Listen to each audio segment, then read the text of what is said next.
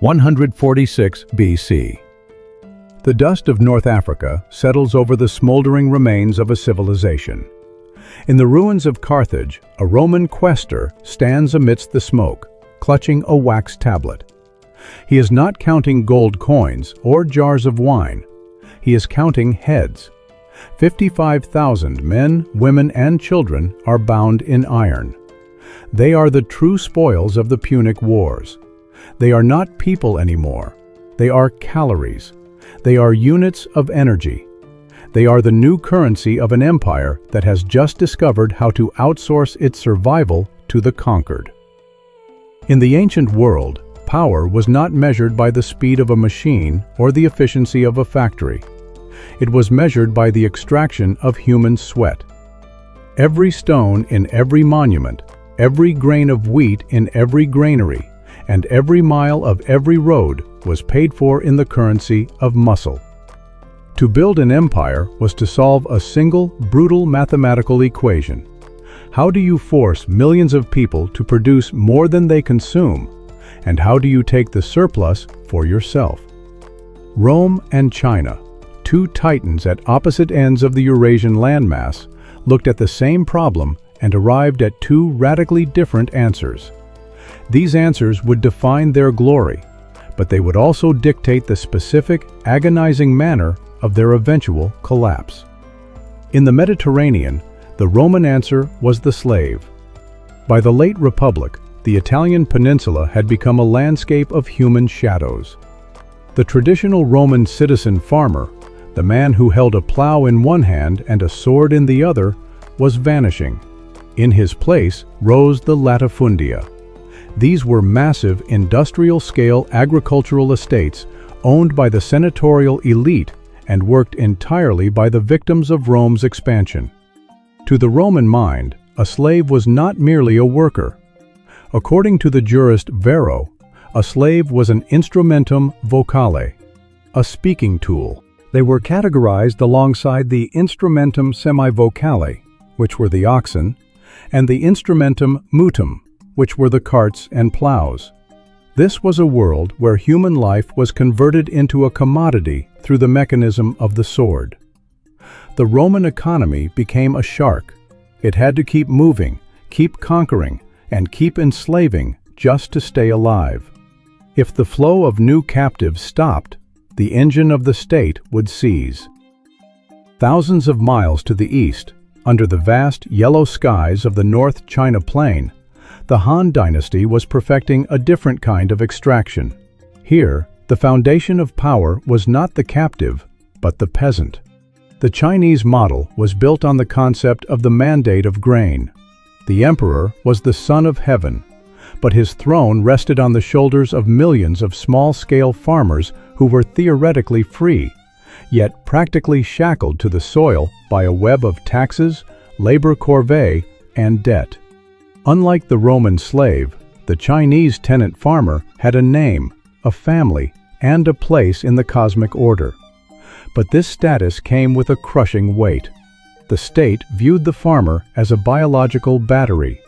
His purpose was to produce the surplus that fed the armies, built the Great Wall, and maintained the sprawling bureaucracy of the imperial center. While the Roman elite grew rich by replacing their people with slaves, the Chinese elite grew rich by squeezing their people into tenancy. Imagine a farmer named Zhao in the Wei River Valley during the reign of Emperor Wu. Zhao does not own the land he tills. He pays half of his harvest to a local landlord who has connections in the provincial capital. He pays another portion in taxes to the imperial court. He is required to spend 1 month every year providing free labor for state projects, digging canals, or hauling timber. When he is old, his sons will inherit his debts. Zhao is not a slave by law, but the horizon of his life is just as narrow as any captive in a Roman vineyard. These two systems created the most formidable concentrations of wealth and military might the world had ever seen.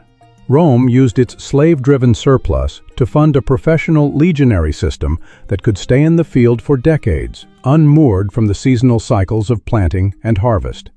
China used its peasant-driven surplus to create a bureaucratic machine that could mobilize hundreds of thousands of laborers for projects that spanned generations. But the foundations were brittle. In Rome, the reliance on slavery created a perverse incentive. Why invent a machine when human labor is cheaper than wood and iron? Why improve the soil when you can simply buy more land and more people to work it? The Roman economy became addicted to the windfall of war. It was a system of plunder disguised as a civilization. Every time a Roman general rode in a triumph through the streets of the capital, he was bringing home the very fuel that would eventually burn the house down. In China, the contradiction was internal. The state needed the peasants to be strong enough to pay taxes and serve in the military, but the landed gentry wanted the peasants to be weak enough to be exploited as tenants. This was a tug-of-war for the soul of the empire.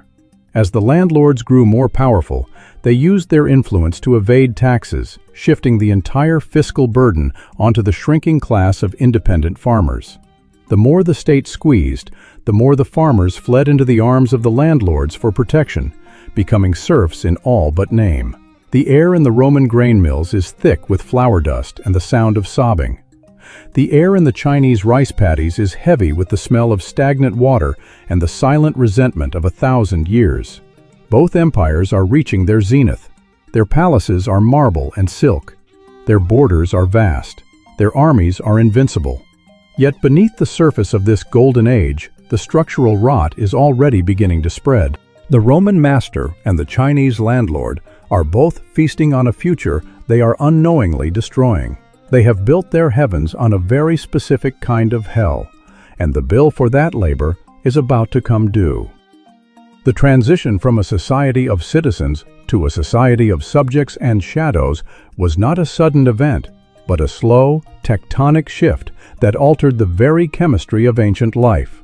As the Roman Republic bloated into an empire, and the Han Dynasty consolidated its grip on the East, the true cost of their labor models began to manifest in the one place no emperor could ignore: the battlefield. But as the vaults of Rome and Chang'an swelled with the fruits of forced labor, a silent clock began to tick toward a debt that no amount of blood or grain could ever repay. Chapter 2. Rome's War Machine: The Transition to a Slave-Based Economy.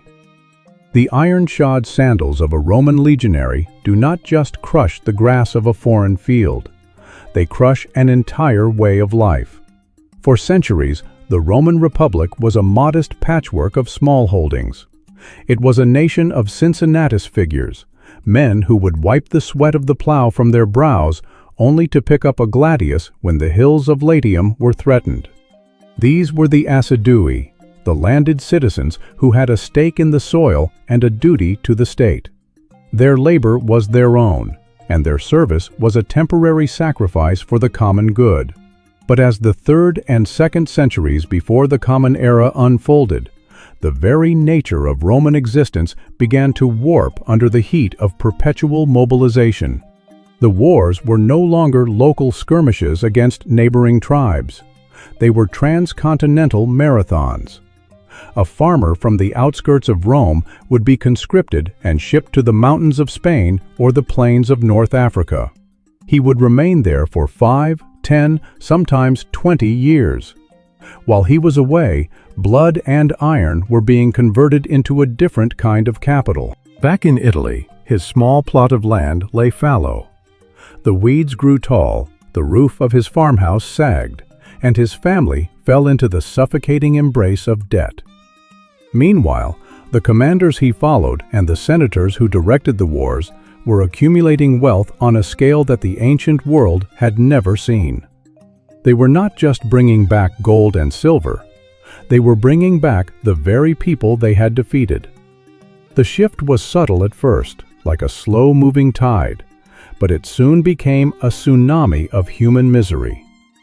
In 167 BC, after the Roman victory at Pydna, the Senate ordered the destruction of 70 cities in Epirus. In a coordinated military operation, 150,000 people were rounded up and sold into the markets. This was not a byproduct of war. It was the objective. The Roman war machine had discovered that the most profitable resource in the Mediterranean was not timber or grain or copper. It was the human nervous system.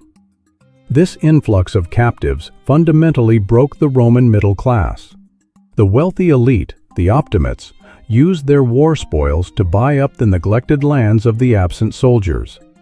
They stitched these small plots together into gargantuan estates known as latifundia.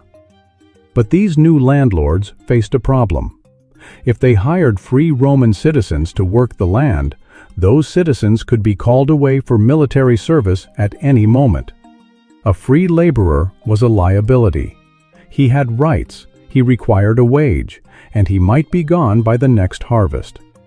The slave, however, was a permanent fixture. A slave could not be conscripted. A slave had no legal personhood. A slave was a capital investment that worked until it broke. The Roman elite made a cold, calculated decision. They would replace the free Roman farmer with the foreign captive. By the middle of the 2nd century BC, the Italian countryside had been transformed into a silent, sprawling factory of forced labor. The rhythmic thud of the hoe was no longer accompanied by the folk songs of the Latin tribes, but by the clinking of chains and the sharp crack of the Villicus's whip. The scale of this transition is difficult to grasp without looking at the sheer density of the slave populations. In some regions of Sicily and southern Italy, the ratio of slaves to free men reached a tipping point where the land felt like an occupied territory. These were not the domestic servants of later European history living in the shadow of the master's house. These were industrial laborers housed in ergastula, underground prisons where they were chained at night to prevent escape. The Roman economy had become a parasite that fed on its own victories. To keep the latifundia running, the empire needed a constant, cheap supply of new bodies. This created a perverse incentive for the military. Peace was no longer a desirable outcome. It was an economic catastrophe. If the legions stopped marching, the supply of slaves would dry up. If the supply of slaves dried up, the price of labor would rise. If the price of labor rose, the profit margins of the senatorial class would collapse. Rome had locked itself into a cycle of expansionary addiction. The war machine was no longer a tool of defense. It was the procurement arm of a massive agrarian corporation. This transition changed the very psychology of the Roman state. The old republican virtues of frugality and shared sacrifice were replaced by a culture of predatory consumption. The city of Rome itself began to swell with the displaced, the landless, and the broken.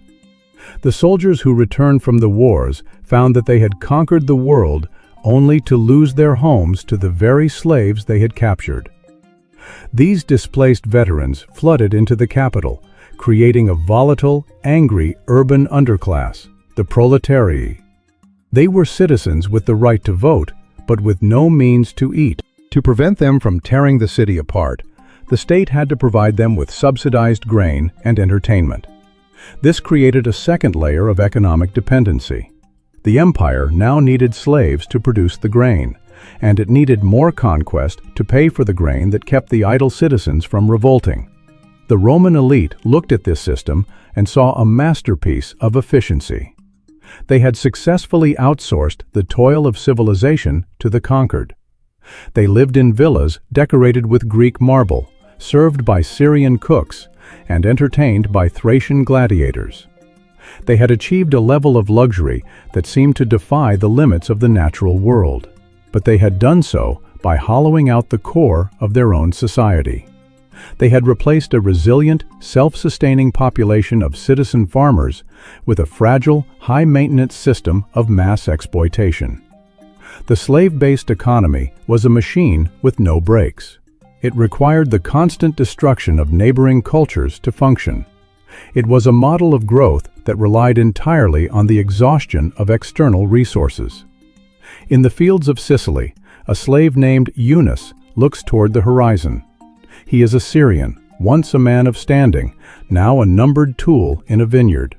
He sees the Roman guards, fewer in number than the men they watch. He feels the weight of the iron around his ankles and the heat of the sun on his scarred back. He represents the silent majority of the Roman world, a ticking time bomb of resentment buried deep within the foundations of the empire. The Roman masters believed they had solved the problem of labor forever. They believed that as long as the legions were victorious, the wine would flow and the granaries would be full. They did not realize that by building their economy on the breath of the broken, they had made their survival dependent on a flame that required more and more oxygen just to stay lit. As the Republic transitioned into the empire under Augustus, the borders began to stabilize. The great waves of conquest slowed to a ripple. The sudden influx of cheap human lives began to dwindle. The machine that had been built for infinite expansion was about to meet the reality of a finite world. But while Rome was grappling with the consequences of its slave-driven hunger, another titan was facing a different kind of crisis. Thousands of miles to the east, the Han Dynasty was realizing that tying a man to the land was just as dangerous as tying him in chains. Chapter 3. The Chinese Model, Tenant Farming and the Mandate of Grain. While the Roman eagle was feeding on the flesh of the Mediterranean, the Han dragon was feasting on its own marrow. To understand the Chinese model of labor, one must look away from the slave markets of Delos and toward the silt-heavy waters of the Yellow River. Here, the currency of power was not a captive in chains, but a man with a plow, standing in a field that he would never truly own.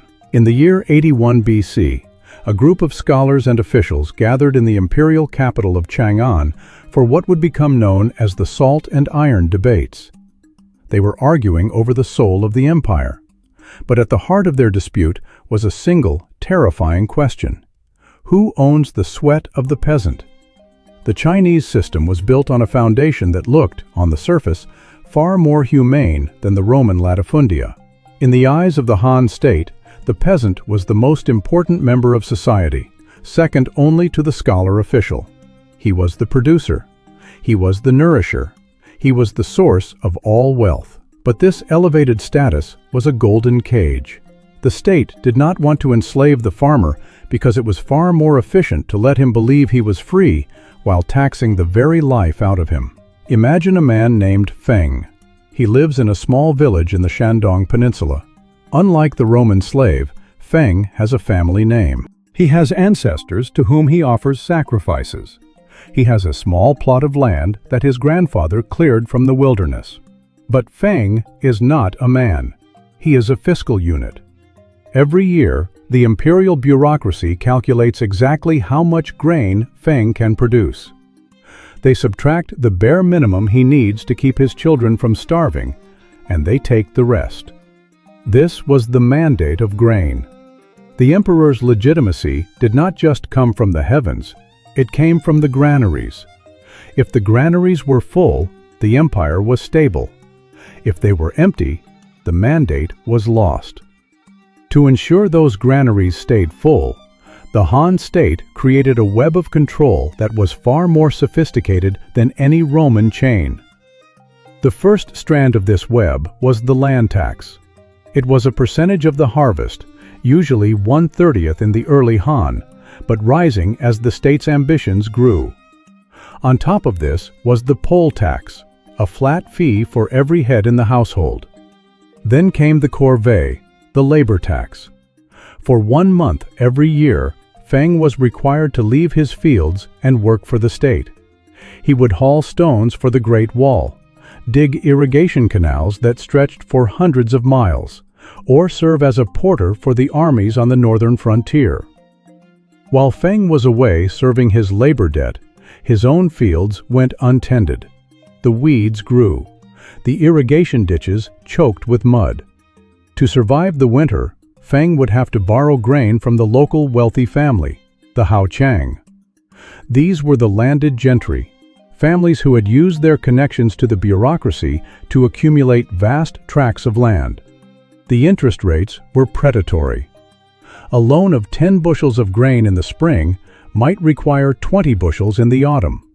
When the harvest failed, And in the volatile climate of the North China Plain, it often did, Feng had no choice. He could not pay the state's tax and the landlord's interest. So, he did the only thing he could. He sold his land to the landlord. In that moment, Feng's status changed. He was no longer an independent farmer. He became a tenant. In the eyes of the law, he was still a free man. In the eyes of the economy, he had become a ghost. As a tenant, Feng stayed on the same land, but the terms of his existence shifted. He now paid half of his crop, sometimes as much as 60%, to the landlord as rent. Because he no longer owned the land, he was no longer on the government's tax rolls. The landlord, through bribery or political influence, ensured that these newly acquired lands were often hidden from the imperial census. This created a catastrophic paradox for the Chinese Empire. As more peasants like Feng fell into tenancy, the state's tax base began to evaporate. The landlords grew richer and more powerful, creating private kingdoms within the empire, while the central government grew poorer. To make up the shortfall, the state squeezed the remaining independent farmers even harder, which only accelerated their collapse into tenancy. The Roman model was a machine that required constant external fuel, new conquests, new slaves. The Chinese model was a machine that slowly consumed its own internal parts.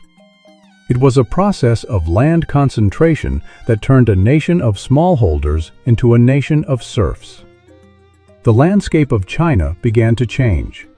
The small, diverse plots of the early Han gave way to massive estates that looked remarkably like the Roman latifundia, but with a crucial difference.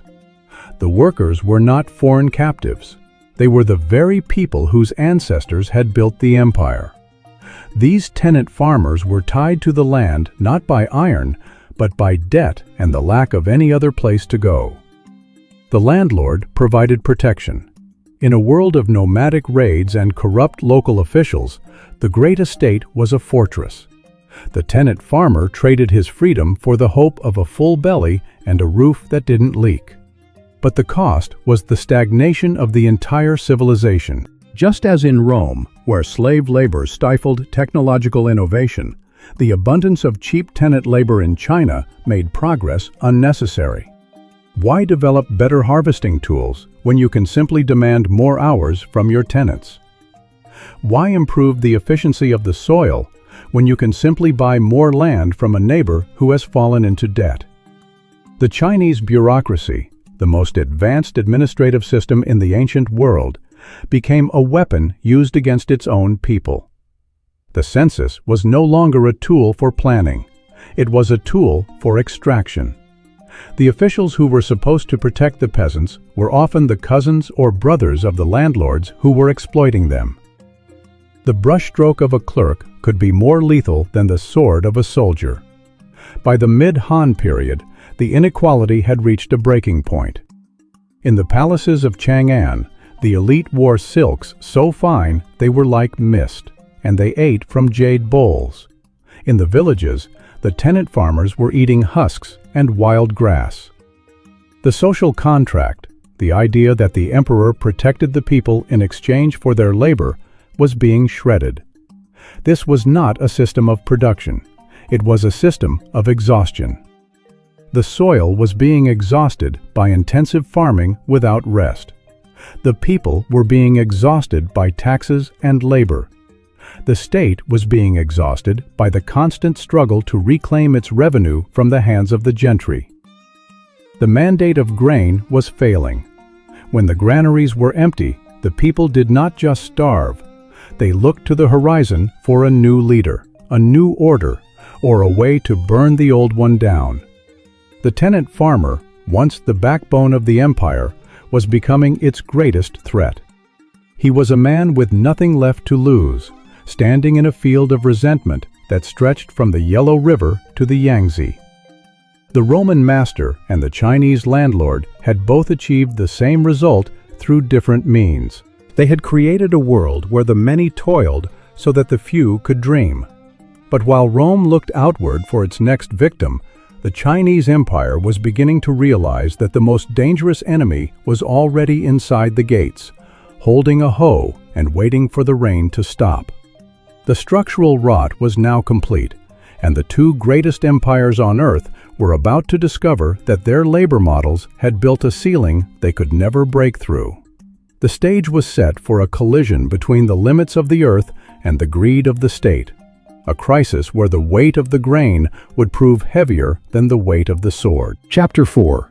The Expansion Trap. Roman Growth Through Military Plunder. The sound of Rome in the 1st century is not the hushed wisdom of the Senate floor or the chanting of priests. It is the rhythmic, metallic clatter of the counting house. In the wake of every victory, the city transforms into a massive clearinghouse for the stolen wealth of nations. When Trajan returns from Dacia in 106 AD, he does not just bring stories of valor. He brings back a staggering hoard of gold and silver, a windfall so immense that it reshapes the imperial economy, funding 123 days of spectacular games and giving a massive direct cash gift to the citizens of Rome. This is the peak of the expansion trap. To the average Roman in the street, this feels like the ultimate triumph of their civilization. It feels like a world where the laws of scarcity have been abolished by the edge of a sword. But look closer at the ledgers. Look at the way the Roman economy has rewired itself. It has stopped being a system of production and has become a system of extraction. The Roman legionary is no longer a defender of the hearth. He is a miner, and his mine is the flesh and treasury of the Mediterranean. Every time a new province is annexed, the empire experiences a massive, artificial spike in liquidity. Gold, silver, and human beings flood the markets of Italy. This influx creates a temporary illusion of infinite prosperity. It funds the massive public works, the baths, the amphitheaters, and the bread doles that keep the urban masses silent. But this prosperity is a narcotic. It masks a fundamental rot in the Roman domestic economy. Because wealth is being acquired through plunder rather than through the improvement of land or the innovation of industry, the very concept of investment begins to warp. Why would a Roman aristocrat invest in a new irrigation technique or a more efficient mill when he can simply buy 10,000 more slaves with the proceeds of the last war? Why would a merchant seek to improve the quality of his goods when the state is constantly injecting stolen bullion into the hands of consumers? The Roman expansionary model is built on a terminal logic.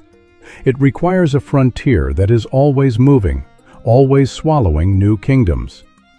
This is the predatory state in its purest form. The military is not an overhead cost. It is the primary revenue-generating department of the government. The generals are the CEOs of a multi-continental looting operation. Consider the logistics of a single campaign.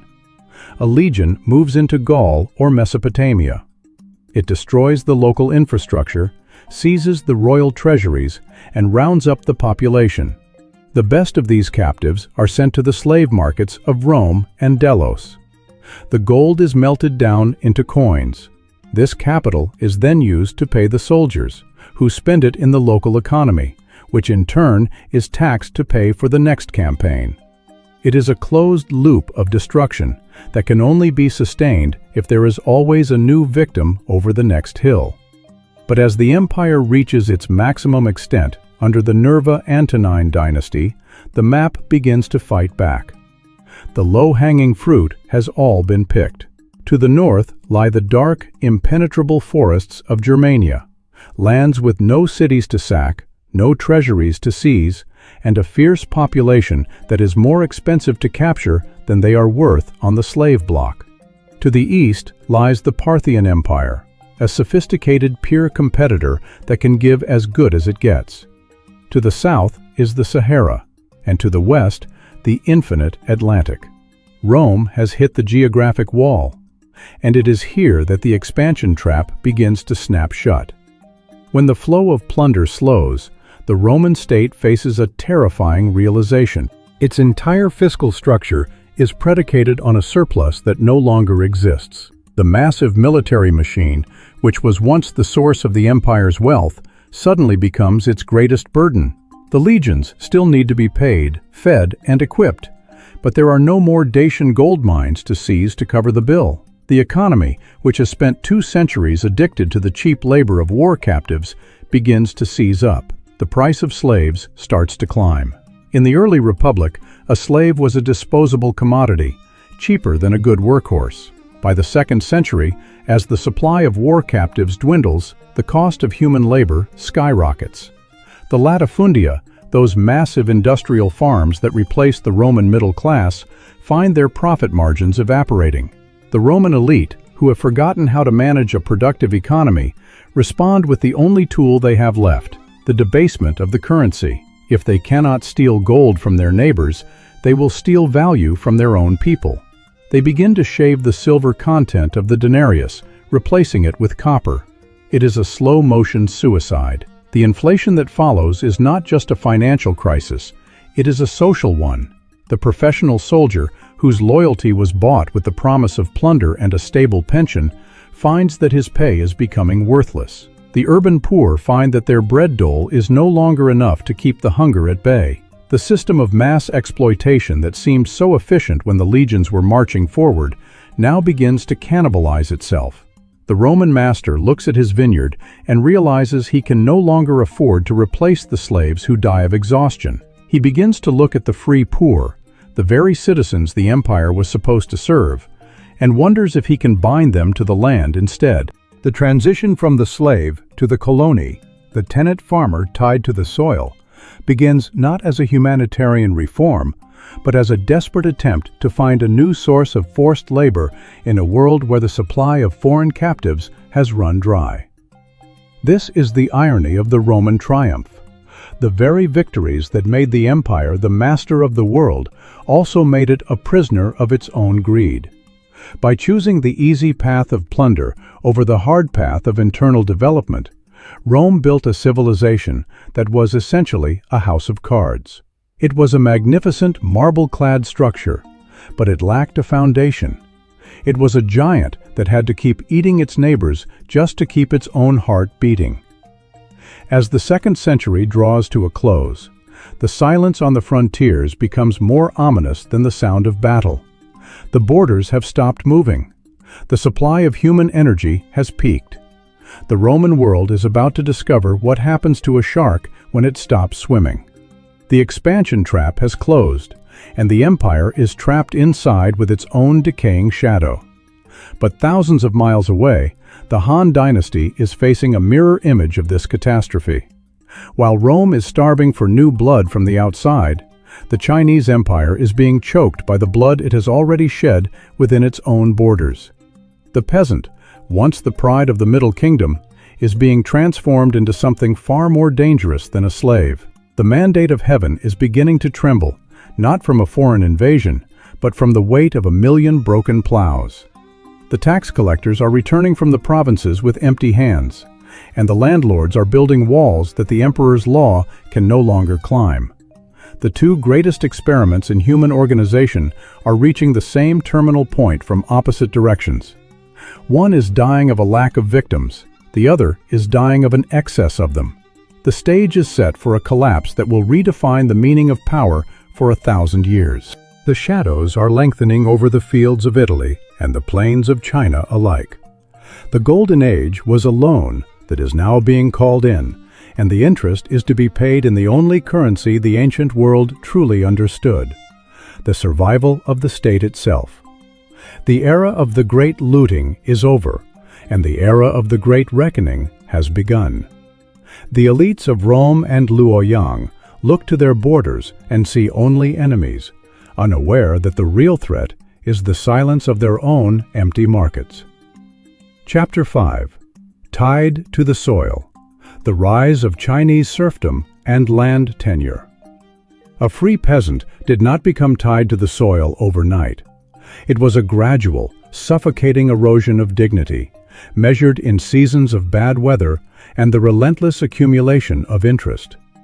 In the heart of the Eastern Han, the landscape of China was undergoing a silent tectonic shift. The vast open plains that were once dotted with the independent plots of citizen farmers were being swallowed by the expanding shadows of the great estates. This was the birth of a new social order, one that would define the Chinese economy for a millennium. The rise of the landed gentry and the functional serfdom of the masses. To understand this transformation, one must look at the physical reality of a Han manor. These were not merely farms, they were fortified micro-societies. As the central government in Luoyang grew more distant and more obsessed with palace intrigue, the local powerful families, known as the Haochang, began to build walls. These were literal walls of pounded earth and figurative walls of legal immunity. Within these compounds, the logic of the imperial state ceased to function. The emperor's laws were replaced by the landlord's whim. The process of binding a man to the soil began with a piece of paper, or more accurately, a slip of bamboo. A farmer like the one we imagined before, Feng, finds himself at the end of a particularly harsh winter. His grain stores are empty. His children are lethargic with hunger. The imperial tax collector has already visited, taking the last of the millet to fund a distant campaign against the Xiongnu. Feng goes to the local great house, the home of the Cui or the Liang family. He asks for a loan of seed for the spring planting. The landlord is gracious. He offers the grain, but the contract is written in a language Feng cannot read and carries terms that are mathematically impossible to satisfy. When the autumn harvest proves insufficient to cover both the loan and the interest, the landlord does not call for the guards. He offers a solution. He will absorb Feng's debt, and in exchange, Feng will surrender the deed to his land. Feng will remain on the soil he has farmed his entire life, but he is no longer its master. He has become a guest on his own ancestors' graves. This is the moment the trap snaps shut. In the Roman world, the slave was an outsider brought in by force. In China, the serf was an insider who was slowly pushed out of the legal protection of the state. Once Feng becomes a tenant, he disappears from the imperial census. The state no longer knows he exists. He no longer pays taxes to the emperor. He pays rent to the landlord. He no longer serves in the imperial corvée. He builds the landlord's private granaries and defensive towers. The macroeconomic consequence of this was a catastrophic hollowing out of the imperial treasury. The Han Dynasty was a massive administrative machine that required a constant flow of revenue to maintain its borders and its bureaucracy. But as the Haochang families expanded their holdings, they used their connections within the civil service to ensure their lands were undervalued or omitted entirely from the tax rolls. The wealthier the empire became in terms of total agricultural output, the poorer the imperial government became in terms of actual revenue. This created a vicious cycle. To compensate for the missing revenue from the great estates, the state increased the burden on the few remaining independent farmers. This, in turn, drove those farmers into the arms of the landlords even faster. The Chinese state was effectively subsidizing its own destruction, pushing its most productive citizens into a system of private dependency that stripped the emperor of his power. By the 2nd century, this system had hardened into a form of hereditary serfdom. The children of the tenants were born into debt. They were raised within the confines of the manor, their entire world defined by the fields they tilled and the authority of the landlord's bailiffs. These laborers were known as buku, originally a military term for subordinates, but increasingly used to describe the private armies of laborers and guards who owed their primary loyalty to the head of the great house rather than the Son of Heaven. The life of a buku was one of total immersion. They did not just farm, they were the industrial heart of the estate. The great manors became self-sufficient islands of production. They had their own kilns for making bricks and pottery, their own workshops for weaving silk and hemp, and their own smithies for forging tools and weapons. While the Roman economy was struggling because it could not innovate beyond the slave, the Chinese economy was stagnating because its labor force was being locked away in private fiefdoms. The technological brilliance of the Han, the invention of the seed drill, the improved collar harness, the sophisticated water mills, became tools of the elite rather than instruments of general prosperity. A landlord had no incentive to share these innovations with the wider world. His goal was to make his estate a fortress of self-sufficiency, a place that could survive even if the empire outside collapsed. The social atmosphere of China began to change.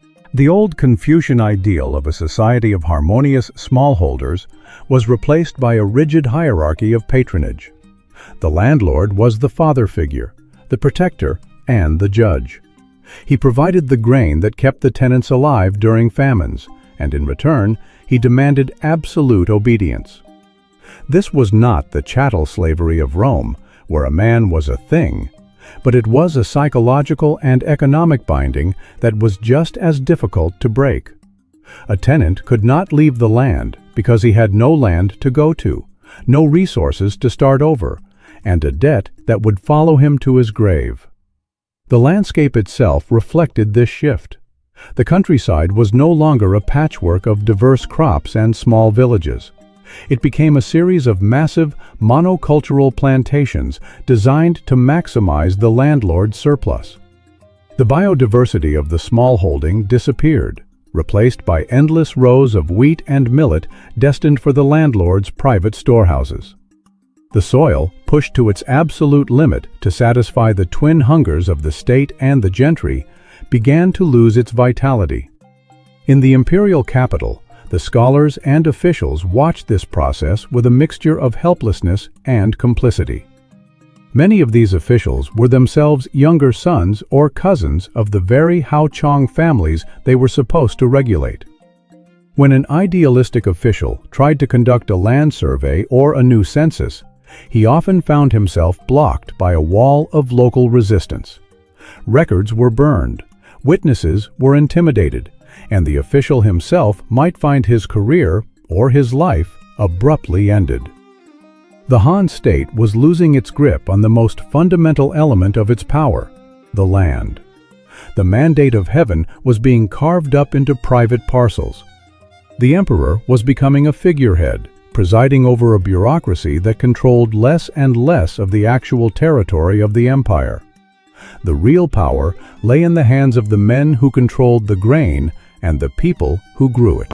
The rise of Chinese serfdom was not just an economic shift. It was a transformation of the Chinese soul. The peasant, who had once been a proud participant in the imperial project, was now a servant of a local master. His horizon had shrunk from the edges of the world to the boundaries of the estate. He was tied to the soil by 1,000 invisible threads of debt, tradition, and fear. While Rome was facing a crisis of supply, a world where there were no longer enough slaves to keep the wheels turning, China was facing a crisis of distribution. There was plenty of labor and plenty of grain, but it was being hoarded behind the walls of the great houses. The empire was starving in the midst of plenty, and the central government was becoming a ghost, haunting a palace that no longer had the means to command the countryside. This concentration of land and labor created a massive, unstable pressure vessel. Below the surface of the orderly Han society, a deep, resonant anger was building. The tenant farmers, the buku, and the displaced peasants were all part of a growing class of the dispossessed. They were the people who did the work but saw none of the rewards. They were the men and women who were tied to the soil but who felt no love for the men who owned it. The structural decay was now irreversible. The landed gentry had become so powerful that they could defy the emperor, but they were not yet powerful enough to replace him. The result was a paralyzed state, a civilization that was growing more brittle with every passing year. The chains of debt in China were proving to be just as heavy as the chains of iron in Rome, and the weight was becoming unbearable. The great estates were no longer just farms. They were the seeds of a coming civil war. The elite lived in a world of refined poetry and jade ornaments, blissfully unaware that the people who provided their luxury were looking at their fortified walls and wondering how easily they would burn. The bond between the ruler and the ruled had been replaced by the bond between the debtor and the creditor, and in the ancient world, that was a bond that was usually broken with blood. A reckoning loomed that would shatter the foundations of the Middle Kingdom. The people tied to the soil were beginning to realize that the land they tilled was the only thing they had left to fight for. The deceptive calm of the countryside was about to be shattered by the sound of 1,000,000 voices crying out for a new heaven and a new earth. Chapter 6. The Limit of Conquest. Economic Stagnation in the Roman Interior. The silence of the Roman interior in the late 2nd century was not the peace of prosperity, but the quiet of a machine that had finally run out of fuel. For centuries, the heart of Italy had beat to the rhythm of the march. Every time a legion crossed a distant river in Britain or a desert in Mesopotamia, the pulse of the Roman economy quickened. Gold flowed inward to the banks of the Tiber. Human cargo flowed inward to the markets of the Subura. But when the borders finally hardened under the weight of their own success, the interior of the empire began to suffocate. To understand this stagnation, one must look past the marble facades of the Forum and into the dusty, sun-drenched vineyards of the Italian countryside. Imagine a man named Marcus, a mid-tier landowner in the hills of Umbria. For generations, Marcus's family has thrived on a simple, brutal formula.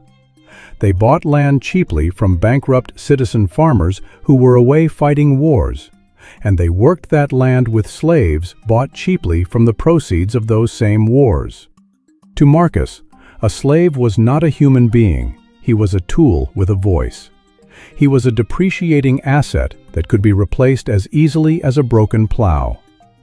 But the year is now 180 AD, and Marcus is facing a crisis that no amount of prayer to Jupiter can solve. The great slave markets, which in earlier centuries boasted the capacity to process tens of thousands of souls in a single day, have long since gone quiet.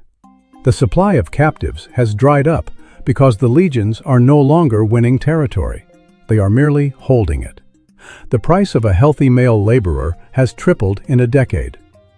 Marcus looks at his aging work crew and realizes that when they die, his profit margins die with them. This was the fundamental flaw of the Roman interior. The empire had built a sophisticated continental-scale economy on a foundation of human energy that was artificially cheap. Because labor was so inexpensive for so long, there was never a reason to innovate. Why build a complex water-powered mill to grind grain when you can simply chain 10 men to a rotary stone? Why develop better agricultural chemistry when you can just work a slave to death and buy another? The Roman mind, brilliant in law and peerless in engineering for the sake of the state, was curiously stagnant when it came to the efficiency of the individual worker. The result was a technological ceiling that the empire could not break through. In the interior, the tools used to till the soil in the age of Marcus Aurelius were virtually identical to those used in the age of Scipio Africanus 300 years earlier. While the Chinese were experimenting with the seed drill and the double-action piston bellows, the Roman master was stuck in a cycle of diminishing returns. As the cost of slaves rose, the productivity of the land remained flat. The Roman economy was an engine that required constant fuel. The moment it stopped expanding into new territories, it began to collapse under its own weight. This stagnation rippled outward from the farms to the cities. The Roman urban model was a parasitic one. Cities like Rome, Antioch, and Alexandria did not produce goods for the countryside so much as they consumed the surplus of the provinces. They were centers of administration and spectacle, funded by the taxes of the peasantry and the loot of the generals. When the loot stopped, the burden of maintaining these massive urban populations fell entirely on the tax system. In the counting houses of the capital, the officials began to panic. The imperial budget was a nightmare of fixed costs. The army, now a permanent standing force of nearly 500,000 men, required massive amounts of grain, leather, iron, and silver. The urban dole, the famous bread and circuses, was a political necessity that could not be cut without sparking a revolution in the streets. With no new gold mines being seized and no new populations to tax, the state turned its predatory gaze inward. The debasement of the currency was the first symptom of this internal rot. During the early days of the empire, the denarius was nearly pure silver. By the mid-3rd century, it was little more than a copper coin with a thin silver wash that rubbed off in a merchant's hand. This was not just a financial policy, it was a confession of bankruptcy. It was the state admitting that the value it claimed to represent no longer existed in the real world. The inflation that followed shattered the middle class of the Roman interior. The small-scale merchants, the craftsmen, and the independent farmers found their savings evaporated. In the marketplaces of Italy, the price of basic goods began to climb beyond the reach of the common man. The elite, however, were insulated. The great senatorial families owned vast tracts of land, the latifundia, and they began to retreat into these estates, creating self-sufficient bubbles that were increasingly independent of the imperial economy. This is where the Roman and Chinese stories begin to rhyme with a haunting symmetry. As the slave-based model of the latifundia collapsed due to high labor costs, the Roman masters looked at the free, impoverished citizens around them. These were the men who had been ruined by inflation and the loss of their small farms. The landlords offered them a deal: stay on the land, work it for a share of the crop, and in exchange, receive protection and a meager living. These men were called coloni. Legally, they were free. Economically, they were becoming the mirror image of the Chinese tenant farmer. They were the first generation of what would eventually become the medieval serf. The transition was born of economic desperation. The master needed labor he didn't have to buy on the open market, and the worker needed a shield against the predatory tax collectors of a dying state. The landscape of Italy began to transform. The bustling, interconnected world of the early empire, where olive oil from Spain and pottery from Gaul moved freely across the Mediterranean, began to shrink. The interior was becoming a patchwork of fortified villas. The roads, once the arteries of the world, began to crack and sprout weeds. Why maintain a road to a market that no longer has anything to sell? Why sail a ship across a sea infested with pirates that the Navy can no longer afford to hunt? The Roman interior was experiencing a slow-motion collapse of the division of labor. In a healthy economy, people specialize. One man makes shoes, another grows wheat, another writes laws. But in the stagnant Roman heartland, everyone was forced back toward the soil. The craftsman in the city found no buyers for his luxury goods, so he moved to the countryside to become a colonus. The teacher found no students whose parents could pay in silver, so he joined the household of a great lord to tutor his children for a room and a meal. The intellectual life of the empire began to narrow. The curiosity that had once driven Romans to map the stars and codify the laws of the world was replaced by a grim obsession with survival.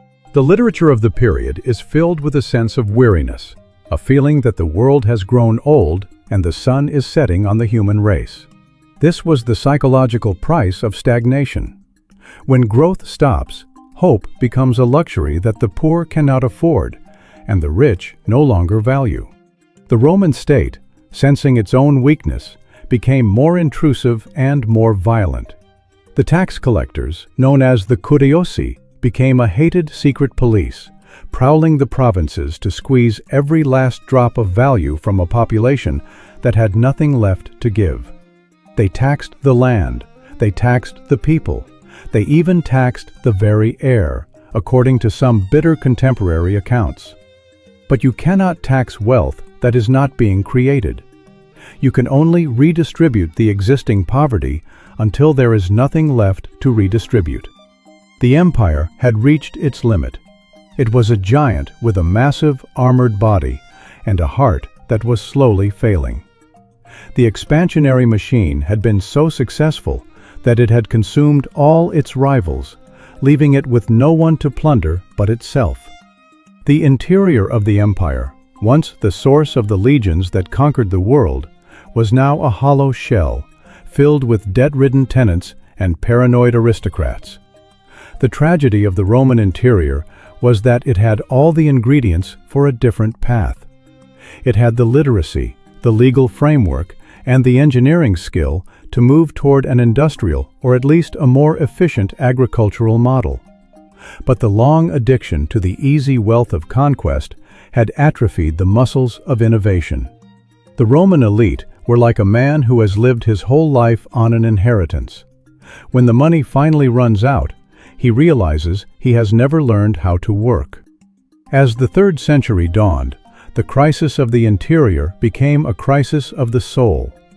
The old gods, the gods of the state and the city, seemed silent. People began to look for new answers, for religions that promised a reward in the next world because this one had become so bleak. The social contract that had held the Mediterranean together for centuries was dissolving, replaced by a brutal, localized feudalism. The Roman eagle was still perched on the standards of the legions, but its wings were clipped. The wealth that had built the Colosseum and the Pantheon was a memory. The reality was a world of mud, debt, and the endless, grinding labor of a peasantry that was no longer free, but not quite enslaved. The interior was waiting for a spark, a moment of pressure that would shatter the fragile peace of the Pax Romana and reveal the rot that had been growing in the dark. A century of chaos approached, where the failure of the economy would lead to the failure of the throne. The empire was about to discover that the most dangerous frontier was not the one defended by the legions, but the one that ran through the heart of its own empty markets and broken farms. The Golden Age had been bought with the blood of millions, and now the bill was coming due in a currency that the empire no longer possessed. The silence of the Roman fields was not the end of the story, but the beginning of a much darker chapter, where the master and the servant would be bound together in a downward spiral. The light was fading over the Mediterranean, and for the first time in 1,000 years, the people of the interior were afraid of what the morning would bring. Chapter 7. Class Contradictions, Land Concentration, and the Chinese Peasantry. The soil of the North China Plain is a deceptive thing. To the eye of a traveler in the 2nd century, it looks like an ocean of gold and green, a testament to the eternal stability of the Han Empire. But if you were to kneel and run that earth through your fingers, you would find it soaked in a quiet, simmering desperation. The land was no longer just dirt and nutrients. It had become a battlefield where the weapons were not swords, but debt, interest, and the stroke of a bureaucrat's brush. While Rome was choking on a lack of new slaves, the Han Dynasty was being torn apart by an excess of its own people who had nowhere left to stand. This was the era of Jianbing, the Great Annexation. It was a process of land concentration so aggressive and so relentless that it effectively deleted the middle class of the ancient world. To understand the friction that was about to ignite the Middle Kingdom, we must look at the village of a man we will call Wei. Wei is a 3rd-generation freeholder. His grandfather was a soldier who earned his small plot through service on the frontier. For decades, this family was the backbone of the state. They paid the grain tax that fed the capital. They paid the salt and iron monopolies that funded the armies. They were the citizen soldiers who kept the Xiongnu at bay. But the climate is changing. A series of cold snaps and erratic floods from the Yellow River have turned the harvest into a gamble. In a healthy system, the state would step in with granary reserves. But the state is no longer healthy. The imperial court in Luoyang is a nest of vipers, where eunuchs and aristocratic consorts are too busy murdering one another to worry about a village in the provinces.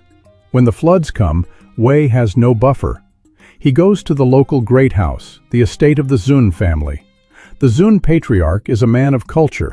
He reads the classics and speaks of Confucian benevolence, but his wealth is built on a predatory logic. He offers Wei a loan to get through the winter. The interest rate is 40%. This is the first contradiction. The Han state officially hates the merchants and the moneylenders, placing them at the bottom of the social hierarchy.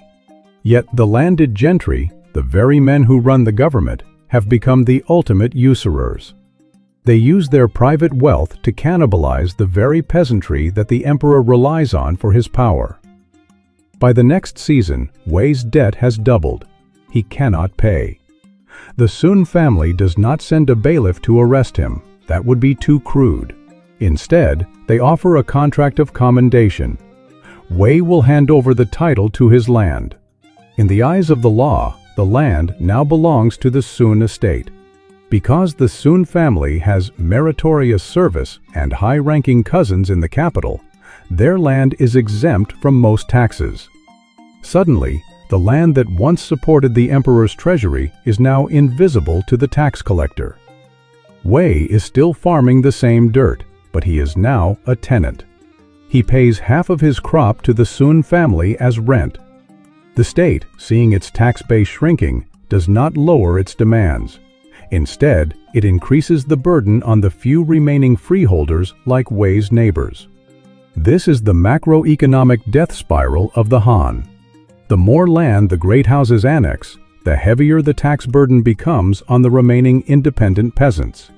This, in turn, forces those peasants to sell their land to the great houses even faster to escape the tax collector. The empire was effectively a giant funnel, stripping wealth from the producers and concentrating it in the hands of a few thousand families who were legally untouchable. The social consequences were explosive. In the village squares, the old sense of community was replaced by a rigid, bitter hierarchy. The independent farmer and the tenant might live side by side, but they inhabited different worlds. The freeholder looked at the tenant as a traitor to the emperor. The tenant looked at the freeholder as a fool who was one bad harvest away from the same fate. The great houses were becoming states within the state. They didn't just own the land, they owned the people. They built private granaries that were fuller than the imperial ones. They recruited private guards, the buku, from the ranks of the landless and the desperate. These were men who had lost their farms and had nothing left but their strength. The landlord fed them, clothed them, and gave them a sense of belonging. Their loyalty was not to the Son of Heaven in Luoyang, but to the master of the manor. Inside the imperial palace, the scholars wrote frantic memorials to the throne. They spoke of the equal field system of the ancient kings, a mythical time when every man had enough to eat. They warned that when the people have no land of their own, they have no reason to support the dynasty. But these scholars were often the younger sons of the very landlords they were criticizing. The reform efforts were half-hearted, sabotaged from within by the very bureaucracy meant to implement them. The contradiction reached its breaking point in the labor market. Because the great estates were self-sufficient, the flow of goods and money through the local markets began to dry up. The peasant who once bought a new iron plow from a traveling merchant now had to use whatever the landlord's smithy produced. The economy was demonetizing. People were reverting to barter, using bolts of silk and measures of grain instead of the imperial copper coins. This stagnation was different from the Roman one. Rome's stagnation was a lack of human energy. China's stagnation was a misdirection of it. There were millions of workers, but they were being used to build private pleasure gardens and fortified tombs for the gentry rather than irrigation canals for the public good. The collective intelligence of the Chinese civilization was being sequestered behind the walls of the great houses.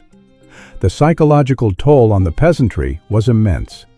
In the Confucian worldview, the emperor is the father of the people. If the people are starving and losing their ancestral lands, it can only mean one thing: the emperor has lost the mandate of heaven. The natural disasters, the droughts, the locusts, the floods, were seen not as weather patterns, but as divine indictments of the social order.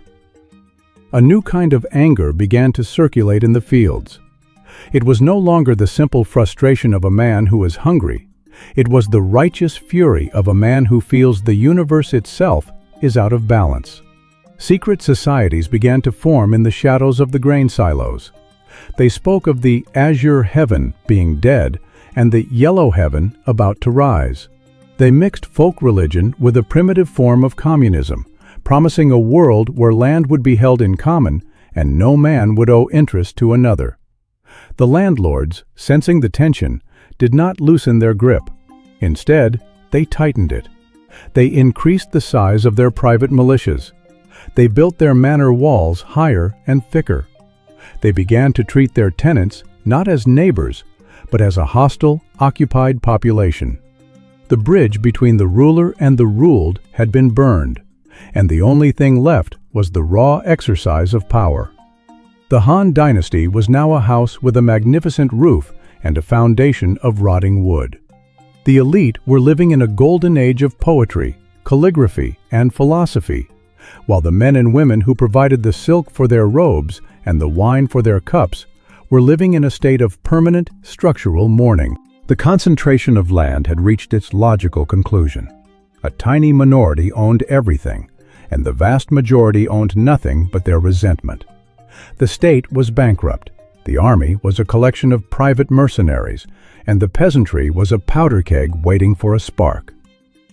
The Great Annexation had succeeded in making the Shun and the Liang families the wealthiest people on earth, but in doing so, it had destroyed the very empire that protected them. The air in the provinces grew heavy with the scent of incense from illegal altars and the sound of sharpening iron. The peasants were no longer looking to the capital for salvation. They were looking to the stars and to the charismatic preachers who promised a world without landlords. The contradiction of the Han was that it had created a system so efficient at extracting wealth that it had eventually extracted the life force of the civilization itself. The land was concentrated, the wealth was hoarded, and the people were ready. The mandate was not just trembling, it was about to shatter into 1,000 bloody pieces. The generations of quiet endurance by the Chinese peasantry were about to end with a rebellion that would echo for 400 years. Chapter 8. Widening the Gap: Wealth Inequality and Social Fragmentation. The visual of the late antique world is often one of marble and silk, but the reality of the late 2nd and 3rd centuries was a deepening, jagged rift between two worlds that no longer spoke the same language. In Rome, the gap was etched into the very geography of the city and the province. In China, it was written in the silence of the displaced millions. This was the era of the Great Fracture, where the economic structures of slavery and tenancy finally succeeded in breaking the social contract that had held these civilizations together for centuries. To see the Roman gap, one must stand on the Aventine Hill and look down toward the Tiber. In the distance, the sprawling villas of the senatorial class, like the Valeri or the Samaki, occupied entire city blocks. These were palaces of excess, where the floors were paved with porphyry brought from the edge of the Sahara, and the walls were lined with silver. A single banquet in such a house could cost more than the annual tax revenue of an entire Gallic town. The elite had become so wealthy that they were no longer citizens of Rome. They were gods living in its ruins. Contrast this with the Suburra, the densest slum in the ancient world. Here, the free Roman citizen, the descendant of the men who had conquered Carthage and Macedonia, lived in a rotting timber insula. These apartment buildings were death traps, prone to collapsing or bursting into flame at the slightest spark. The air was a thick soup of smoke, sewage, and desperation. For these people, the Roman economy had stopped providing opportunity and had begun providing only a slow, grinding humiliation. They were kept quiet by the grain dole, a caloric minimum that ensured they didn't starve, but also ensured they never thrived. The psychological fragmentation was even more profound than the material one. In the early days of the Republic, The farmer and the senator shared a common identity as Romans. They fought in the same legions and worshipped the same gods. But by the late empire, the slave-based economy had created a class of aristocrats who felt more in common with their peers in distant Antioch than with the poor man living in the shadow of their garden wall. The elite had opted out of the Roman project. They used their wealth to buy immunity from taxes, to build private armies, and to retreat into a world of literary refinement that was entirely disconnected from the crumbling reality of the borders. In the Roman interior, the middle class, the merchants, the mid-tier landowners, the local magistrates known as the curiales, was being crushed into non-existence. The state, unable to tax the super-rich who had the political power to resist, turned its predatory gaze on these middle-level citizens.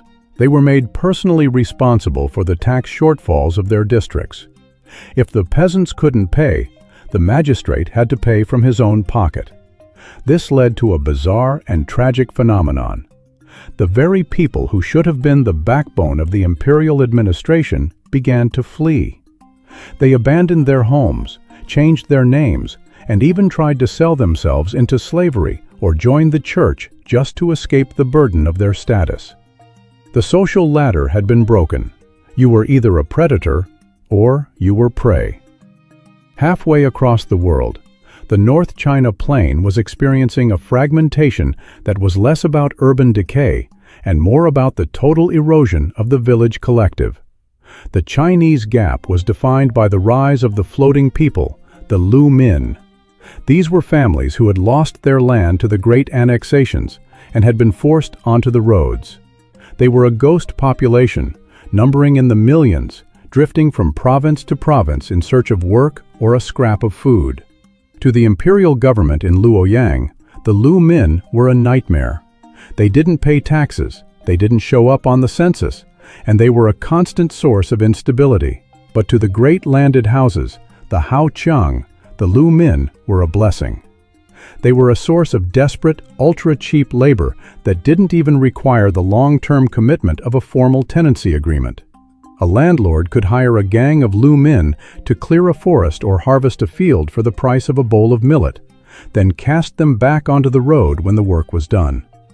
The Chinese landscape was becoming a series of fortified islands. The great manors were no longer just farms, they were castles. The architecture of the Han Manor changed with the introduction of the wubi, or fortified towers. These structures, built of thick rammed earth, were designed to protect the landlord's grain and his family from the very people who lived on his land. The social fragmentation was physical. The landlord lived in the tower. The tenants lived in the mud below.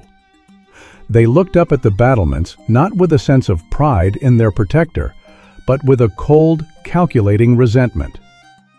The Confucian ideal of the 5 relationships, which emphasized mutual obligation between superior and inferior, was being replaced by a brutal, transactional reality.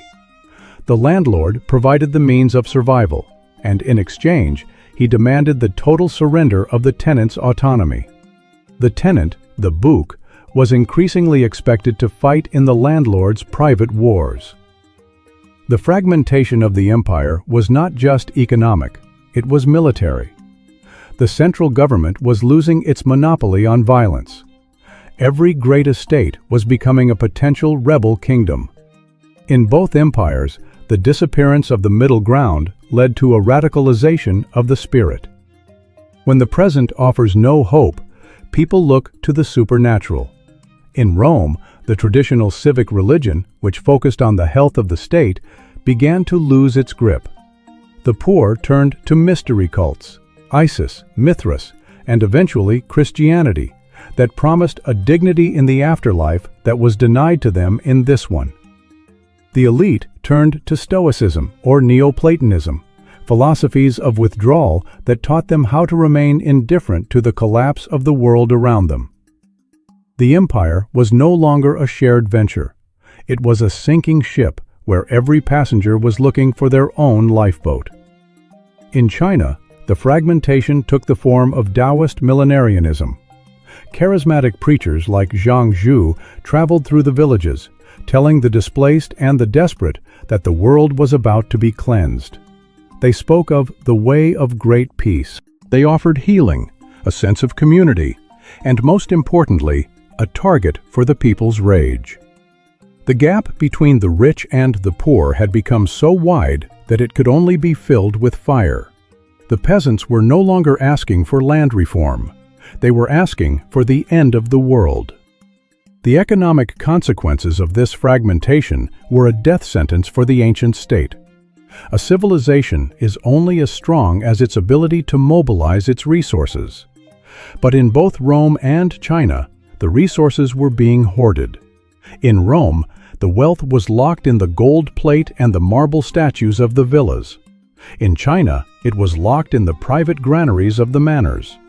The central treasury in both empires was a hollow shell, presiding over a population that was either too rich to be taxed or too poor to have anything to give. The infrastructure of the world began to fail. The Roman roads, which had once allowed a merchant to travel from London to Baghdad with ease, were now dangerous and broken. Local tolls and private bandits made long-distance trade a fool's errand. In China, the irrigation systems and the dikes of the Yellow River, which required massive coordinated labor to maintain, began to crumble. The landlords would only repair the dikes that protected their own land, leaving the neighboring villages to be swallowed by the floods. The macroeconomic machine had been cannibalized by microeconomic greed. The gap had also created a crisis of information. The emperors in Rome and Luoyang were increasingly blind. The officials they sent to the provinces were either intimidated by the local elites or were in their pockets. The census data was a work of fiction. The tax rolls were a list of the dead and the missing. The rulers were making decisions based on a world that no longer existed, commanding armies that were only half strength, and spending money that was only made of copper and air. By the middle of the 3rd century, the fragmentation was complete. The Roman Empire was no longer a single entity, but a collection of regions held together by the sheer will of the legions. The Han Dynasty was no longer a government, but a theater of the absurd, where the actors were being murdered by the audience. The labor structures of the past, the Roman slave and the Chinese tenant, had served their purpose in building the empire, but they had also created the classes that would eventually tear it down. The wealth inequality was not just a moral failure. It was a structural one. It had destroyed the consumer base, it had destroyed the tax base, and most importantly, it had destroyed the sense of belonging. A man who is treated like a tool or a beast of burden will not fight for the hand that holds the whip. He will wait for the moment when that hand grows weak. He will wait for the moment when the tower walls begin to crack. The two greatest civilizations of antiquity were now mirrors of one another, reflecting a landscape of ruined farms, fortified palaces, and a population that was no longer a citizenry, but a mass of the dispossessed. The gap had become a canyon, and the wind blowing through it was the sound of a coming storm. The seeds of destruction that had been planted in the soil of the expansionary years were now ready for the harvest. The social fabric had been stretched until the threads began to snap, one by one, leaving the empires naked before their enemies. The era of the Great Fracture was over, and the era of the Great Fire was about to begin. Chapter 9. Internal Collapse, Labor Revolts, and Structural Decay. The year is 184 AD, and the air over the North China Plain is thick with the scent of burning cedar and the low, rhythmic chanting of a million voices. For decades, the silence of the tenant farmer was the foundation of the Han Empire. It was a silence born of exhaustion, of a man who worked from before dawn until after dusk just to hand over half his life to a landlord he never saw.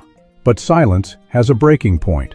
When the stomach is empty for too many seasons, and the local magistrate's only response to a flood is to demand more grain, the silence does not just break, it shatters.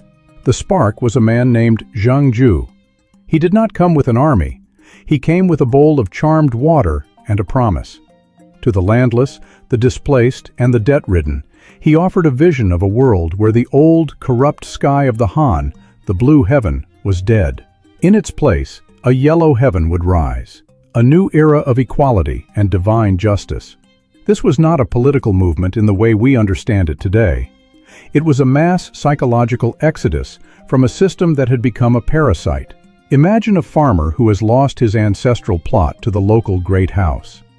He is a ghost in his own village, working for a pittance on land his grandfather once owned.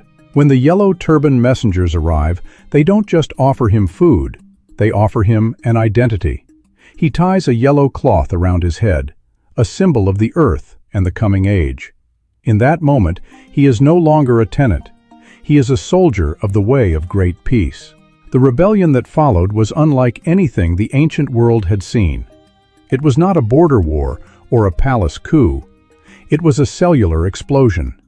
Across 8 provinces, the very people who fed the empire rose up to burn it down. They targeted the symbols of their oppression, the local government offices where the debt records were kept, and the fortified manors of the landlords. The grain silos were broken open, and the wealth of generations was scattered in a few weeks of ecstatic, violent redistribution. The Han state reacted with a desperation that revealed its own hollow core. The imperial army, once a professional force of citizen soldiers, had been eroded by the same economic decay that fueled the revolt. To fight the yellow turbans, the emperor had to grant unprecedented power to local warlords and provincial governors. He essentially told the great landlords to arm their own private militias to save the throne. It was a deal with the devil. The state was outsourcing its monopoly on violence to the very class that had caused the crisis in the first place. While the East was drowning in yellow silk and fire, the West was experiencing its own version of a slow-motion stroke. In the Roman provinces of Gaul and Spain, a different kind of shadow was lengthening. The Roman elite called them the Bagaudae. The name likely meant the fighters, but in the official records, they were dismissed as mere bandits. This was a convenient lie. The Bagaudae were not criminals from outside the system. They were the system's own discarded children. They were a chaotic mix of runaway slaves, ruined smallholders, and deserting soldiers. If the Chinese rebellion was a religious crusade, the Bagaudae were a desperate strike. They were the men who had been squeezed by the tax collectors until their bones snapped, and who had finally decided that it was better to die as an outlaw in the woods than to rot as a colonus in a villa's field. The Bagaudae did not seek to replace the emperor or establish a new religion. They simply sought to make the empire's machinery stop. They attacked the supply lines that fed the cities. They raided the latifundia, killing the overseers and liberating the livestock. In some areas, they created their own counter-societies, electing their own leaders and even minting their own crude coins. They were a living, breathing manifestation of structural decay. They were the rust that appears when the paint of civilization is stripped away by poverty. The Roman state's response to the Bagaudae was a cycle of futile, expensive brutality. Every time a legion was sent to clear a forest of rebels, the cost of the expedition required more taxes from the surrounding villages. This, in turn, created more Bagaudae. The empire was eating itself. The labor force that was supposed to produce the surplus for the state was instead hiding in the hills, forcing the state to spend its remaining gold on internal security rather than border defense. This was the internal collapse. It was the moment when the labor structures, the Chinese tenant and the Roman slave, ceased to be assets and became liabilities.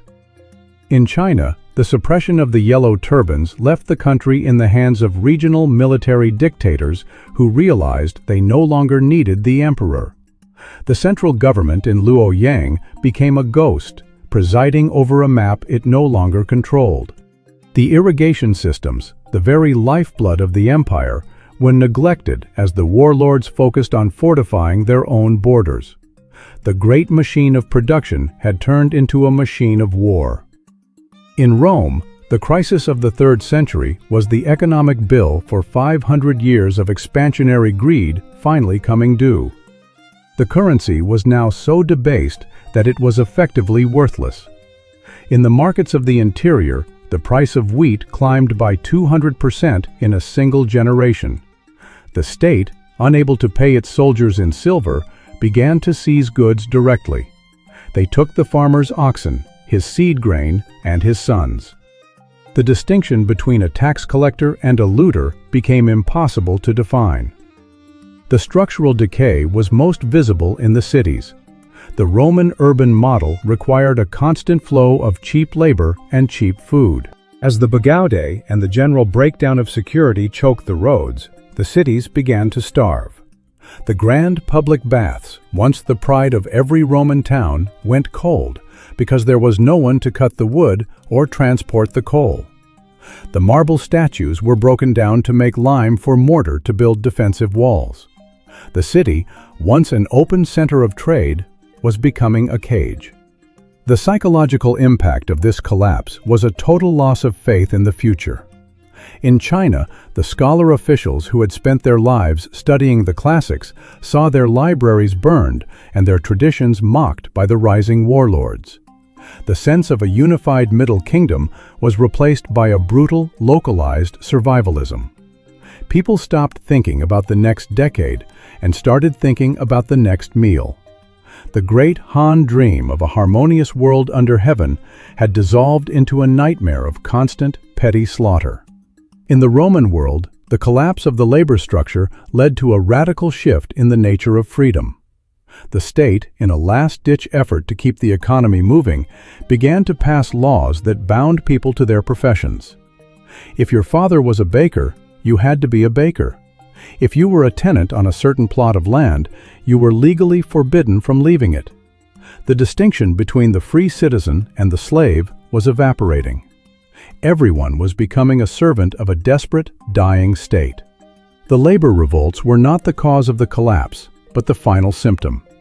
They were the body's immune system turning on itself because the infection of inequality had gone too deep.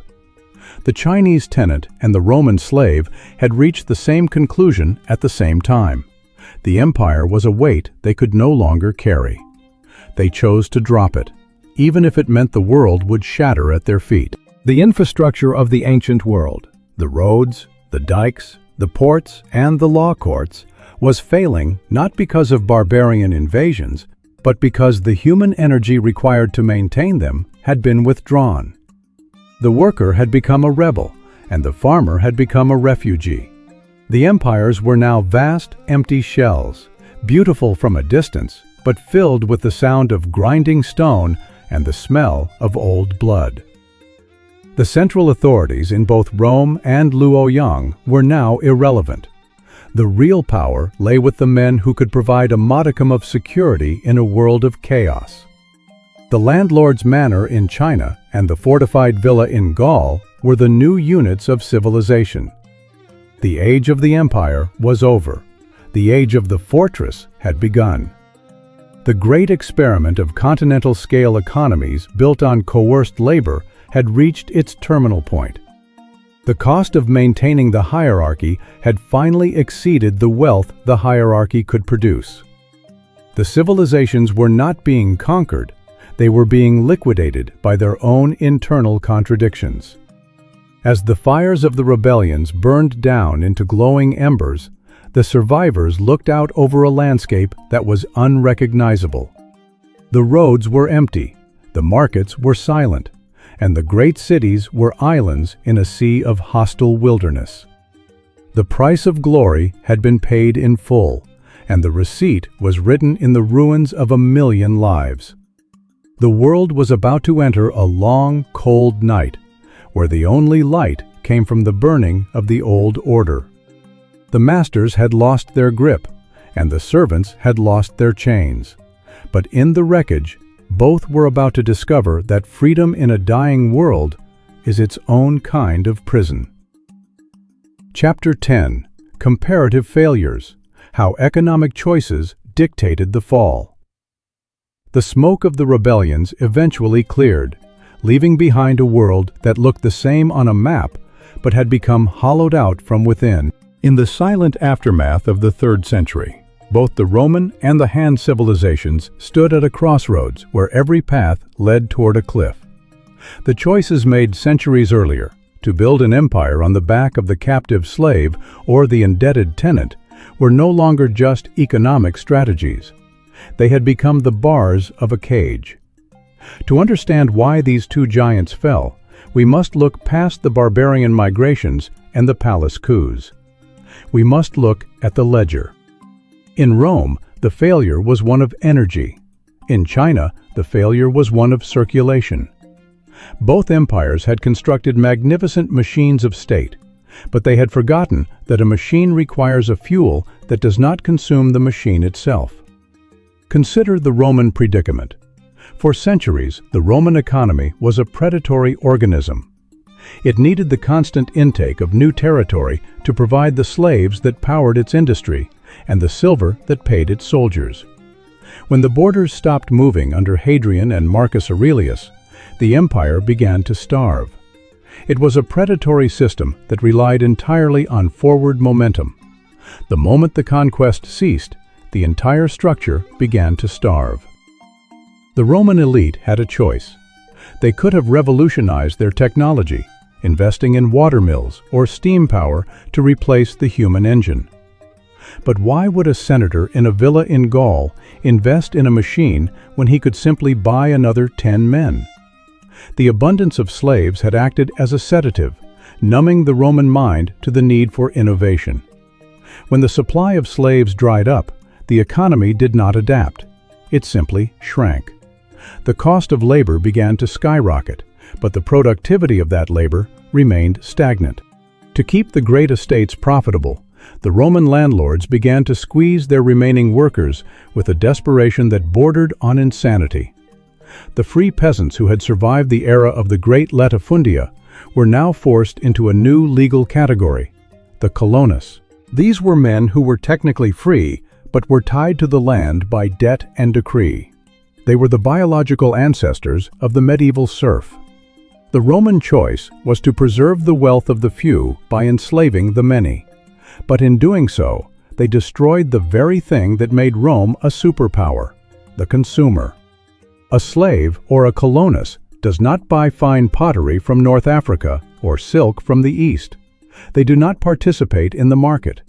As the population was reduced to a state of bare subsistence, the great Roman trade networks began to wither. The Mediterranean, once a Roman lake of commerce, became a quiet, dangerous sea where only the desperate or the heavily armed dared to sail. Across the world, the Han Dynasty faced a different kind of paralysis. Their failure was not a lack of labor, but a total blockage of the state's arteries. The Chinese economic model was built on the idea of the small, independent farmer as the ultimate source of tax revenue and military service. But by the late 2nd century, that farmer had been effectively deleted. The Chinese failure was a failure of the bureaucracy to resist the gravity of land. In a world without banks or stocks, land was the only safe harbor for wealth. Every official who made a fortune in the capital immediately went back to his home province and bought out his neighbors.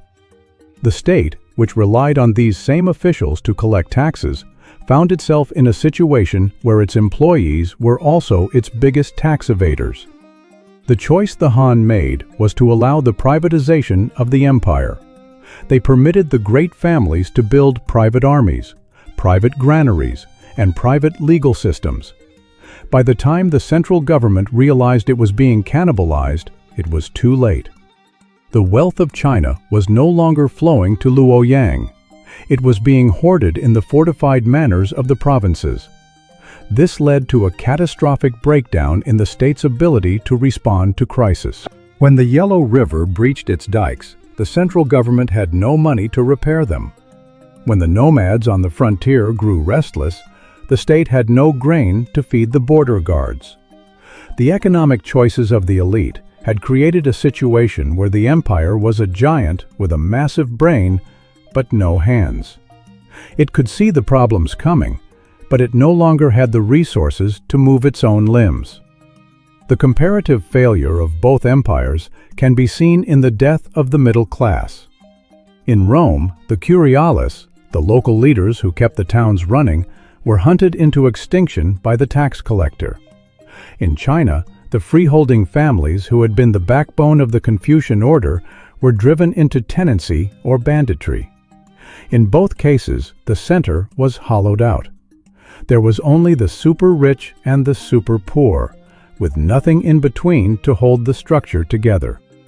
This polarization made the empires brittle.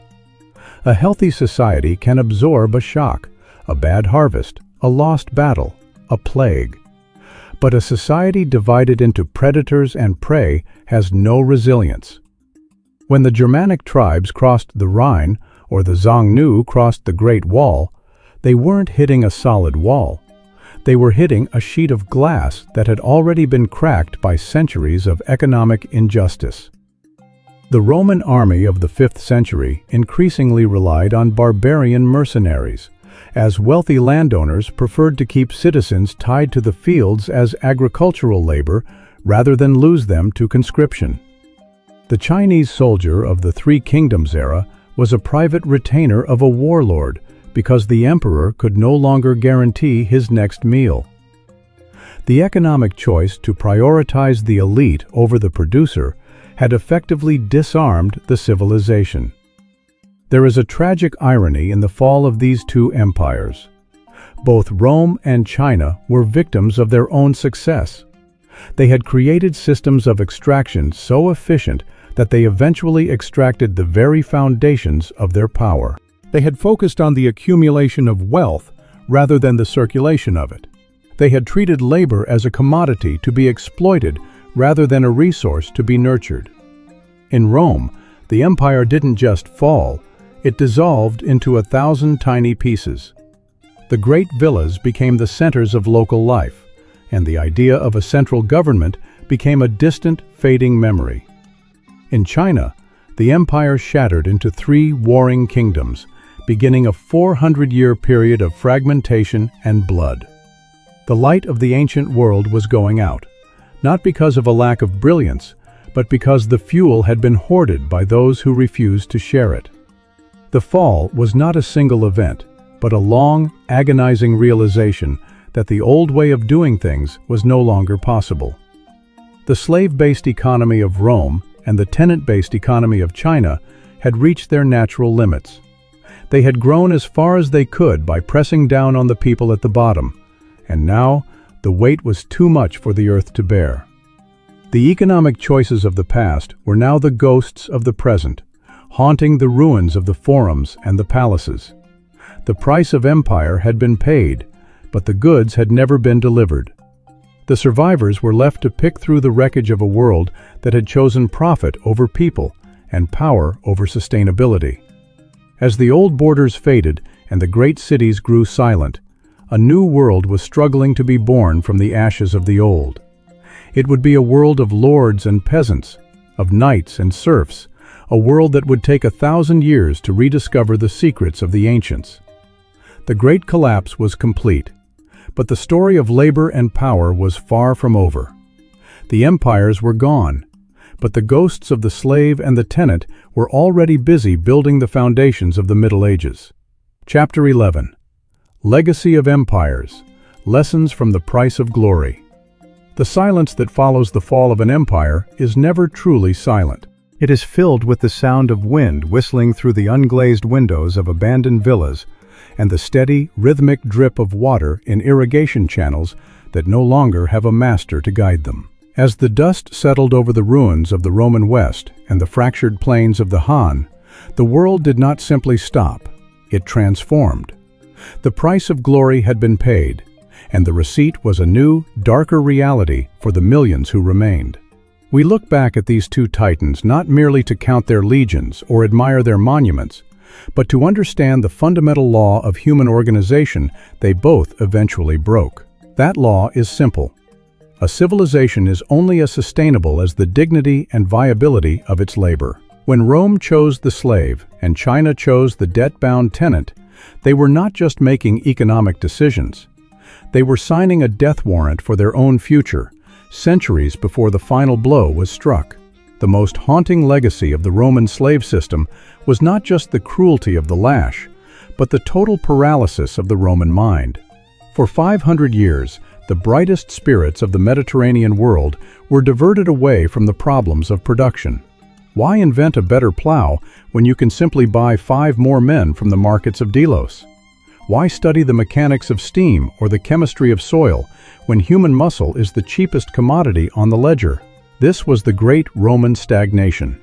The empire had built a world of marble on a foundation of bone, and when the supply of fresh bone stopped, when the legions could no longer find new tribes to conquer, the foundation began to crumble.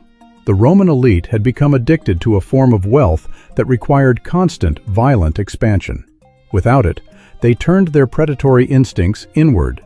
They didn't just exploit their slaves. They eventually enslaved their own citizens through the crushing weight of the colonate. The lesson Rome leaves us is one of the expansion trap. Growth that relies on the consumption of the other is a finite game. When the Roman economy could no longer grow outward, it began to cannibalize itself. The free farmer, the very man who had built the Republic, was the first to be consumed. The middle class was the second. By the time the Visigoths stood at the gates of Rome in 410 AD, the city was already a hollow shell. When the gates were finally opened, whether by betrayal, starvation, or sympathizers, the invaders poured into a capital that had lost its grip on the world. They had no stake in a glory that had only ever offered them chains. Across the Eurasian landmass, the Chinese legacy was different in form, but identical in its ultimate failure. The Han did not rely on the foreign slave, but on the domestic serf. They built a system that was theoretically harmonious, but practically predatory. The mandate of heaven was supposed to be a contract between the ruler and the ruled, a promise of protection and stability in exchange for grain and labor. But the Chinese elite, the great landed houses, found a way to hijack that mandate. They turned the independent farmer into a tenant, and the tenant into a ghost. The legacy of the Han collapse was a warning about the concentration of the primary asset, the land. When the state allows the means of survival to be hoarded by a tiny, untaxable elite, the state loses its reason to exist. The Chinese peasant did not stop being a producer. He simply stopped producing for the empire. He began producing for the local warlord, for the fortified manor, or for the rebel army. The lesson from the Chinese model is the danger of the broken circle. An economy requires circulation. Grain must flow from the field to the granary, and from the granary to the soldier and the official. But in the late Han, the grain stopped moving. It was locked in private silos, held as a weapon of power rather than a resource of the state. The empire didn't die because it was poor. It died because its wealth had become a series of stagnant ponds rather than a flowing river. The macroeconomic destruction of both civilizations left a vacuum that we now call the Middle Ages. But if we zoom in on the micro level, we see that the transition was not a sudden jump, but a slow, painful blending of fates. By the year 500 AD, a peasant in the hills of Gaul and a farmer in the valley of the Yangtze were living remarkably similar lives.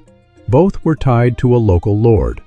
Both were forbidden from leaving their land.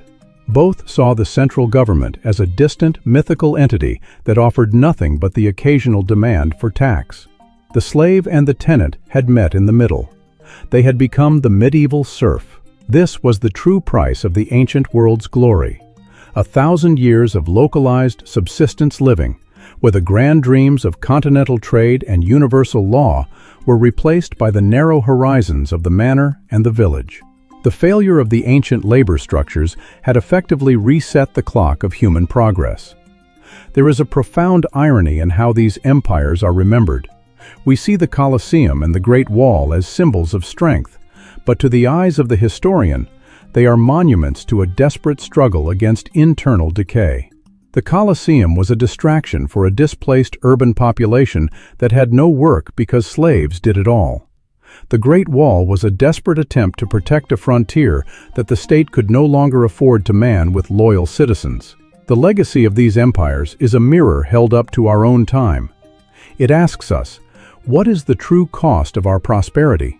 Are we building our wealth on the exhaustion of a class of people we choose not to see? Are we prioritizing the accumulation of assets in the hands of the few at the expense of the stability of the many? The Roman and the Chinese experiences prove that inequality is not just a moral grievance. It is a structural poison. It acts like a slow-release toxin that eventually paralyzes the state's ability to defend itself, to innovate, and to survive. The story of the Roman slave and the Chinese tenant is a story of the invisible people who paid for the marble and the silk. It is a reminder that the health of a civilization is not measured by the wealth of its palaces, but by the security of its cottages. When the gap between the two becomes a canyon, the empire eventually falls into it. As we look at the ruins of these great powers, we should not just see the tragedy of their fall. We should see the opportunity they missed. If Rome had invested in the dignity of its labor, if the Han had protected the independence of its farmers, the history of the world might have looked very different. The Dark Ages were not inevitable. They were the choice of elites who preferred the ease of exploitation over the hard work of equity. The embers of the ancient world have long since gone cold, but the lessons they left behind are still burning with a fierce, cautionary light. Power is a loan from the people who do the work. And when that loan is called in, no amount of bronze or gold can pay the debt. The epic of Rome and China is over, but the cycle of labor and power continues. We are the inheritors of their failures and the students of their mistakes. The question that remains is whether we have the courage to build a world where the price of glory is not paid in the currency of human suffering. History is a relentless teacher, and its most important lesson is written in the silence of the abandoned fields. A house divided against itself by the greed of the master and the despair of the servant cannot stand. It never has, and it never will. If you have traveled with us through the mud of the Roman interior and the flooded plains of the Han, you have seen the true face of history. It is not the face of an emperor on a coin, but the face of a man behind a plow, looking at the horizon and wondering if his children will be free. That man is the true protagonist of the human story. To understand the world we live in today, we must never stop looking back at those who lived in the shadow of the giants. Their struggles are our struggles. Their failures are our warnings. For more deep dives into the hidden mechanics of history, into the lives of those who built the world and those who broke it, subscribe and join our journey through the corridors of time. History is not just the study of the past, it is the map of our future. Let us read it together so that we may find a better path forward. The light of the ancient world may have faded, but the truth remains as sharp as a Roman sword and as enduring as Chinese jade. Honor the labor, protect the producer, and remember the price of glory. Until next time, keep searching for the truth in the ruins.